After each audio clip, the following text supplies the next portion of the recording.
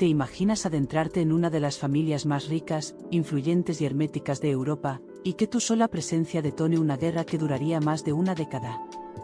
Una guerra fría, elegante y despiadada, en la que una baronesa poderosa e implacable te declare su enemiga pública número uno, utilizando toda su influencia mediática, legal y social para intentar destruirte. No, no es el argumento de una película ni el capítulo de una serie dramática sobre la realeza.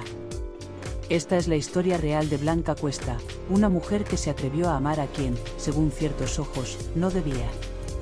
El hijo de una aristócrata que no perdona. Blanca no venía del mundo de los palacios ni de las galerías privadas. No era una princesa, ni una heredera, ni una habitual de las páginas de sociedad. Era una mujer común, de orígenes discretos, que cometió el pecado más imperdonable dentro del universo de la nobleza: enamorarse del heredero de un imperio. En este caso, del único hijo biológico de la baronesa Carmen Cervera, también conocida como Tita, la mujer que durante décadas ha controlado el apellido Thyssen como si de una empresa familiar se tratase. El protagonista masculino de esta historia es Borja Thyssen-Bornemisza, un joven criado entre obras de arte valoradas en cientos de millones de euros, rodeado de lujos, mansiones, jets privados y una vida que pocos pueden siquiera imaginar. Pero lo que define su historia no es solo su fortuna o su linaje, sino la figura omnipresente de su madre. Carmen Cervera no era simplemente una madre protectora. Era una figura dominante, una estratega implacable que había edificado un imperio y planeaba cuidadosamente el destino de su heredero. Cuando Blanca apareció en la vida de Borja, el conflicto fue inmediato. Y la guerra, inevitable. El primer pecado de Blanca, y el más visible para los guardianes del linaje, fue su edad. Ella era 7 años mayor que Borja, un detalle que en otros contextos resultaría irrelevante, pero que en este círculo cerrado fue utilizado como la primera arma en su contra. Se la tachó de interesada, calculadora, de influenciar a un joven aún maleable. Sin embargo, la verdadera grieta no era la edad, sino algo mucho más profundo y visceral: el origen. Blanca no pertenecía a ese mundo. No tenía título, ni sangre azul, ni conexiones aristocráticas. No compartía las tradiciones, los códigos, ni la historia de esa élite blindada. Para la baronesa, aquello no era simplemente una relación sentimental, era una amenaza directa al linaje que tanto había protegido. Su hijo no se estaba enamorando, estaba, a su juicio, contaminando el apellido. Desde el primer momento, la reacción fue gélida. No hubo aceptación, ni siquiera cortesía. Lo que Blanca encontró fue un muro impenetrable. Tuvo que aprender a moverse en la sombra, a soportar el desdén de una familia que nunca la quiso. Aguantó miradas condescendientes, rumores maliciosos y ataques sutiles pero constantes. No era bienvenida, y lo sabía. Pero lo más doloroso era que la mujer que lideraba esa ofensiva no era una enemiga cualquiera, sino la madre del hombre que amaba. Lo que siguió fue una década de desprecio público, batallas legales, escándalos en la prensa y humillaciones diseñadas para quebrarla. Pero Blanca no se rompió. En 2007, tras años de relación, Borja y Blanca decidieron tomar una decisión drástica. Se casarían. No pedirían permiso, ni esperaban bendición. Sabían que su decisión sería vista como una provocación, y tal vez lo era. Planearon su boda como una operación encubierta, lejos de los focos, sin prensa ni invitados de postín. La fecha oficial era el 13 de octubre, pero decidieron adelantarla 4 días, una jugada calculada para evitar filtraciones, y sobre todo, para impedir que la baronesa pudiera intervenir. El 9 de octubre de 2007, fueron captados entrando de forma apresurada en la iglesia parroquial del Santo Espíritu, en Terrassa, Barcelona. Aquella imagen, digna de una escena de espionaje, fue la confirmación de que la pareja había decidido unirse en matrimonio sin la aprobación de la madre de Borja. No fue una boda romántica en términos clásicos. Fue un acto de rebeldía. Una declaración de guerra. Carmen Cervera no asistió. Su ausencia fue más que notoria, fue una bofetada pública. Una señal clara de ruptura total. El hecho de que su hijo se casara sin ella fue leído por toda la prensa como un desafío directo. Blanca, la mujer que había sido rechazada, acababa de convertirse legalmente en la señora Thyssen. Para Tita, ese matrimonio era una derrota. Para Blanca, era el primer paso hacia su consolidación. Sin embargo, la guerra no había hecho más que comenzar. La furia de la baronesa no se apagó. Solo cambió de forma. Lo que hasta entonces habían sido gestos de rechazo y tensiones privadas, a partir de ese momento se convertirían en ataques públicos. Y el primer gran misil mediático cayó con toda su crudeza en 2008, cuando la pareja anunció que esperaban su primer hijo. El nacimiento del primogénito, lejos de servir como una oportunidad para limar asperezas o construir puentes, fue utilizado por Carmen Cervera como la excusa perfecta para desatar la más cruel de sus estrategias, poner en duda la legitimidad del nieto. Y lo hizo en Televisión Nacional, sin temblarle la voz.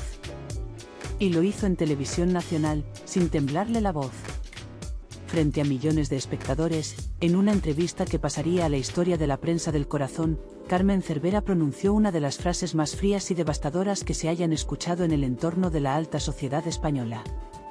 Los hijos de mis hijas, nietos míos son. Los hijos de mis hijos, ¿lo son o no lo son? Aquellas palabras fueron una bomba atómica. No era una insinuación cualquiera, era una acusación directa, cuidadosamente elaborada para destruir la imagen pública de Blanca Cuesta. Tita Cervera estaba poniendo en duda, ante todo un país, que el bebé que su hijo acababa de tener fuera realmente suyo. Estaba cuestionando la paternidad de Sacha, el primogénito de la pareja. Era un golpe diseñado no solo para humillar a Blanca, sino para fracturar la relación de su hijo desde el lugar más íntimo, la confianza. Lo que vino después fue un espectáculo mediático brutal. Las portadas se llenaron de titulares, las tertulias televisivas debatían sin tregua, y los paparazzi se apostaban en cada esquina buscando una imagen, una reacción, una confirmación.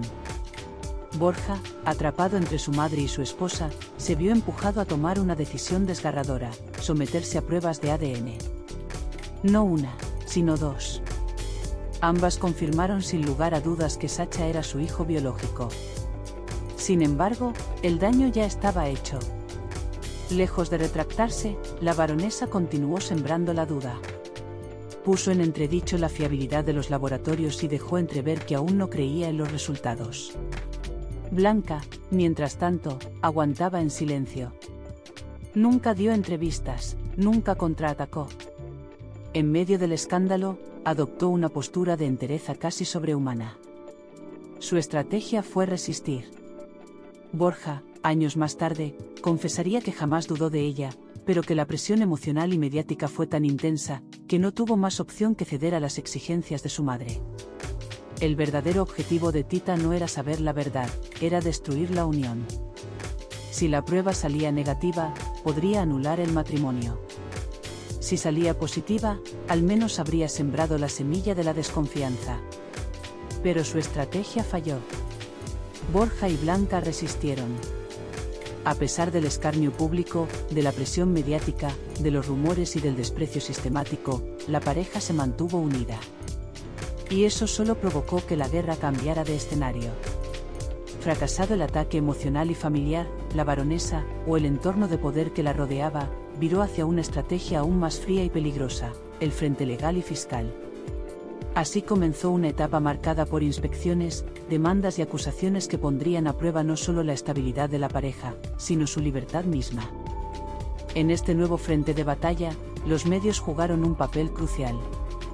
Mientras la baronesa seguía concediendo entrevistas y lanzando indirectas, Blanca decidió desaparecer del foco.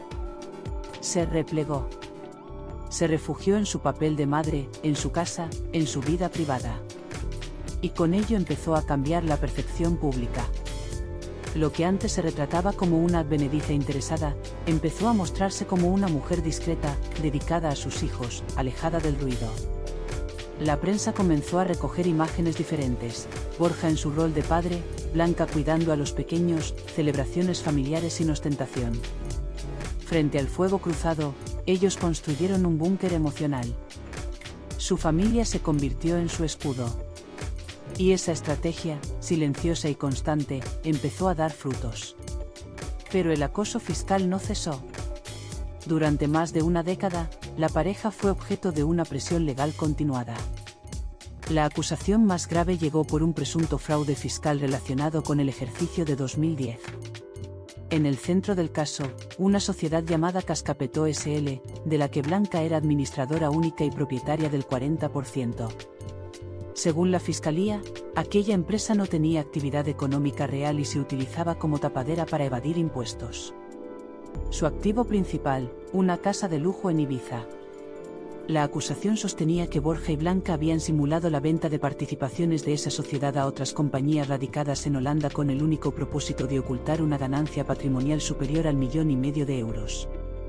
La cantidad presuntamente defraudada ascendía a 336.417 euros.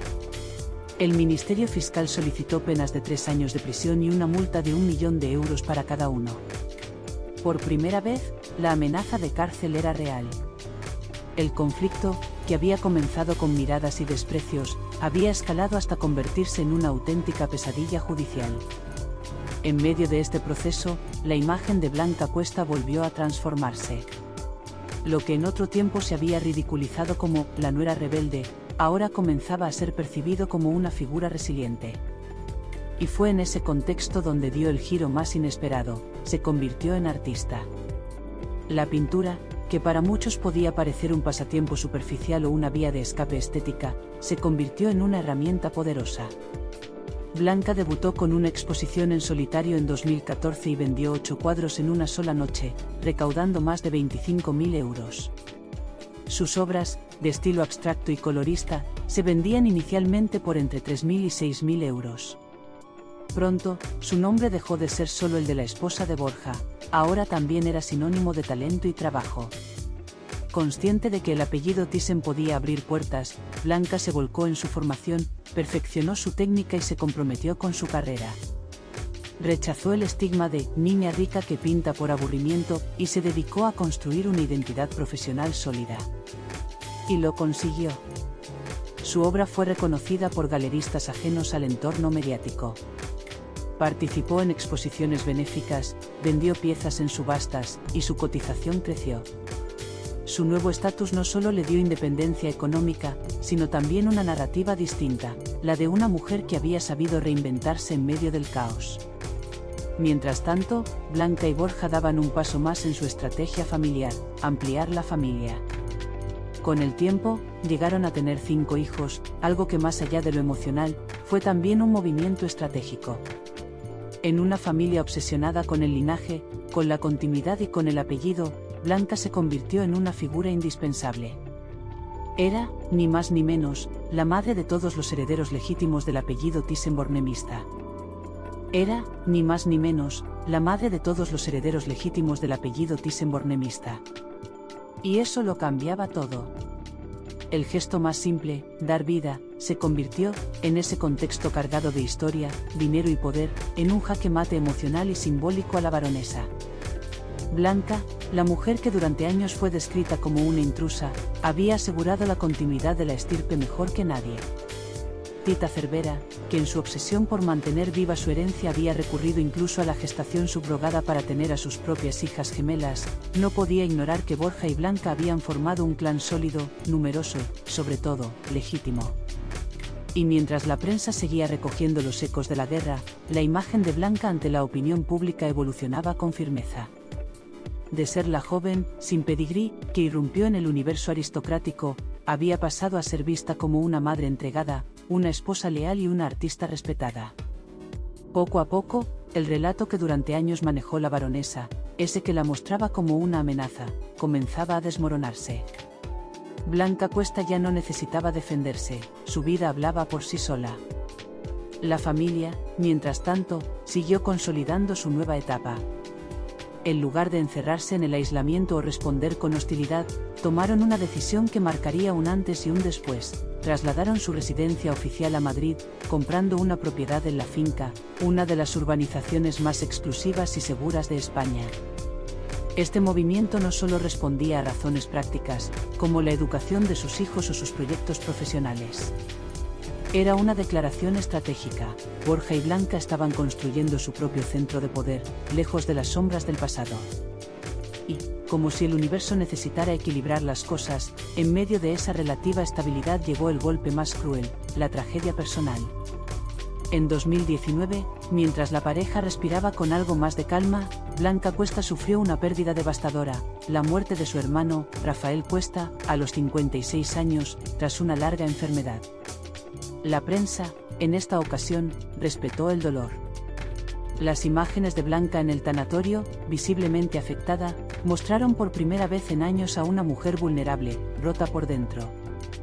Sus padres, que declararon, es irracional ver morir a un hijo, dejaron claro que el sufrimiento, en este caso, no conocía de apellidos ni de linajes. Ese duelo silencioso sirvió como recordatorio de que, detrás del escándalo, de los juicios y las portadas, existía una mujer de carne y hueso, enfrentándose al dolor más universal, la pérdida de un ser querido. Y, como a veces ocurre con las heridas profundas, de la tragedia surgió también la vida. A finales de 2020, Blanca y Borja dieron la bienvenida a su quinta hija, a quien llamaron India. Con su nacimiento, la familia cerraba un ciclo marcado por el dolor con una nueva esperanza. La llegada de India no fue solo una alegría personal, fue también una reafirmación, pese a todo, seguían adelante. Seguían creciendo. Seguían juntos. Pero el gran clímax aún estaba por llegar. Porque mientras su vida familiar se expandía y su carrera artística florecía, con exposiciones en Mónaco, reconocimientos internacionales y ventas por cifras que llegaban a superar los 20.000 euros por cuadro, una sombra seguía al acecho. Una sombra que llevaba más de 13 años persiguiéndolos, el caso Cascapetó, el proceso judicial más peligroso y prolongado al que se habían enfrentado. En octubre de 2023, finalmente, llegó el juicio. Era el momento de la verdad. La Fiscalía mantenía su acusación, un presunto fraude fiscal derivado de una operación inmobiliaria envuelta en una compleja estructura empresarial, cuya finalidad, según los acusadores, no era otra que ocultar una ganancia millonaria al fisco. Las penas solicitadas eran durísimas, hasta 3 años de prisión para Blanca Cuesta y su marido, además de multas elevadísimas que podrían haber dejado su patrimonio en ruinas. Sin embargo, durante la vista oral, se produjo el primer giro importante. La Fiscalía, reconociendo las dilaciones indebidas que se habían producido en el proceso durante más de una década, rebajó su petición a 1 año de prisión y 337.000 euros de multa. Aún así, el riesgo era inmenso. Y entonces llegó la sentencia. Rotunda. Definitiva. El juzgado de lo penal número 15 de Madrid absolvió a Blanca Cuesta y a Borja Thyssen. La jueza fue clara en sus argumentos, no existía prueba alguna de que la operación de venta fuera simulada, ni de que existiera ánimo de ocultación maliciosa, requisito indispensable para considerar cometido un delito fiscal. La acusación, concluyó, no había demostrado la existencia de fraude. Esa resolución puso fin a una pesadilla legal de más de 13 años. Fue el cierre de una era. No solo para ellos como pareja, sino para toda la historia de enfrentamientos familiares, acusaciones mediáticas y guerras de poder que los había acompañado desde el principio. Y fue entonces, solo entonces, cuando se produjo lo impensable. El deshielo con la baronesa. Carmen Cervera, que durante años había tratado a Blanca Cuesta como una enemiga jurada, una amenaza para su legado y una intrusa en su imperio, se quedó sin armas. La justicia había hablado. Blanca no era una oportunista, ni una impostora, ni una delincuente. Era inocente. Y era, para siempre, la madre de los nietos de Tita. Las primeras apariciones públicas que mostraban a Tita, Borja y Blanca juntos y sonrientes fueron tan sorprendentes como simbólicas. No hubo comunicados ni discursos grandilocuentes. Solo imágenes. Miradas. Gestos. Fotografías que sellaban el fin de una guerra fría que durante años había sido de todo menos silenciosa. La baronesa había perdido muchas batallas. Pero quizás, en el fondo, también había ganado algo más importante, la certeza de que su hijo estaba donde quería estar, con la mujer que eligió y con la familia que juntos habían construido. La baronesa había perdido muchas batallas. pero quizás, en el fondo, también había ganado algo más importante, la certeza de que su hijo estaba donde quería estar, con la mujer que eligió y con la familia que juntos habían construido. Ese momento, casi cinematográfico, de reconciliación tácita, no borró los años de guerra. No hizo desaparecer las heridas, ni las declaraciones envenenadas, ni los silencios hirientes. Pero sí marcó el fin de una época. Un punto y aparte. La familia Thyssen-Bornemisza, por primera vez en 2 décadas, aparecía unida de cara al mundo, sin máscaras ni estrategias. Solo como lo que finalmente eran, una familia. Y Blanca Cuesta, la mujer que había sido rechazada, señalada, humillada y juzgada sin tregua, se encontraba ahora en el centro de esa imagen de paz. No por capricho ni por casualidad, sino por mérito propio. Por haber resistido sin romperse, por haber entendido que en un mundo construido sobre apariencias, lo que más pesa es la consistencia. Porque si algo definió la travesía de Blanca no fue la rabia ni el contraataque, sino la paciencia. Esa paciencia silenciosa, dura como el mármol, que la llevó a no responder públicamente a las provocaciones. A no rebajarse a los juegos de poder. A no dejarse arrastrar al barro mediático en el que tantos se hundieron. Su estrategia no fue el ruido, fue el tiempo. Y el tiempo, al final, le dio la razón. Cuando hoy alguien pronuncia el nombre de Blanca Cuesta, ya no lo hace con el mismo tono que una década atrás. Ya no es la advenediza, ni la mujer del heredero, ni la que se coló en la alta sociedad. Es una artista reconocida, con una trayectoria legítima en el mundo del arte contemporáneo. Es una madre de 5 hijos, que eligió criar a su familia lejos del foco, incluso cuando el foco la buscaba.